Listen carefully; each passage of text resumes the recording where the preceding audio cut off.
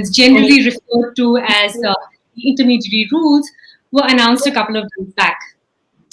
So let's pause for a second and just talk about what those rules seek to do, because the observation has been that they fundamentally change the way people use, consume the internet, and really the lay of the land. What changes for viewers? What changes for users? What changes, more importantly, for news organizations, which have been addressed as a separate vertical within those rules? So there are rules that govern bodies like WhatsApp and Facebook, but there are separate rules that have been curated and announced for news organizations. Joining me to talk about all of that are some experts from the field and varied areas as well. As we know, the new IT rules are imposing very broad regulations on intermediaries, digital news publishers, and video on demand services. And I think I'll also open by making my thesis clear that these rules should be seen as an attempt to bypass the parliament. But regardless of your position on that, I think the first critical question we have to ask is whether the government has the legal power to issue these rules in the first place.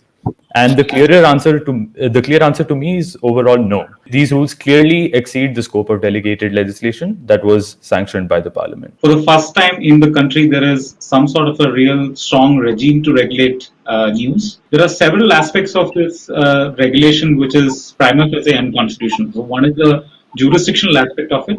Second is a question about, you're actually handing over the free speech in the country to the government, right? It's not for us to determine whether a particular material is obscene or particular material is anti-national or unfit for public consumption. It's for the third wing of the government itself, which is a judiciary, to look at it and determine.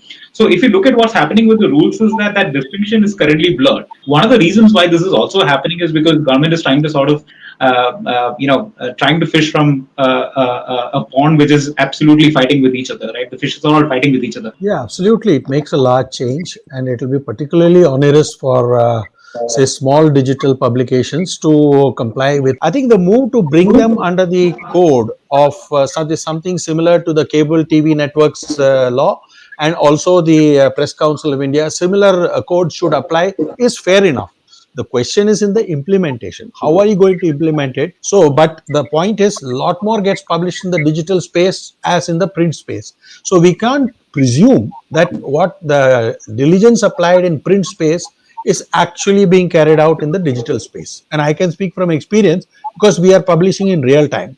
So the chances that we may make mistakes are higher when you are rushing to. I am saying you have not fixed the fundamental flaw that Article 19(2) is far too illiberal.